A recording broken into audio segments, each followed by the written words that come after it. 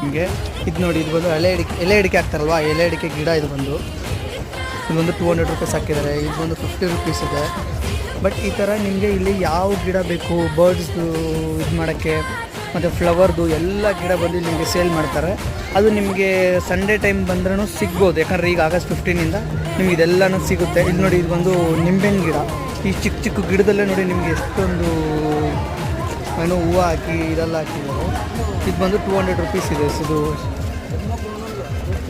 Price ಬಂದು ಇದು ಒಂದು ಡಿಸೈನ್ ಮರ. ಇದು ಸೇಮ್ ಬೆಳೀತಾ ಬೆಳೀತಾ ಸೇಮ್ ಹಂಗೆ ಬರುತ್ತೆ. ಅದು ಬಂದು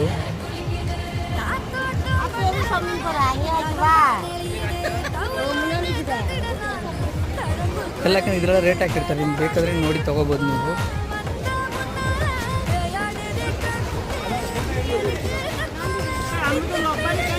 ಇದು ಸೀಡ್ಸ್ ಅಲ್ಲಿ ಏನು ಹಾಕಿದ್ರೆ ಅದೊಂದು ಸೀಡ್ಸ್ ಇದು.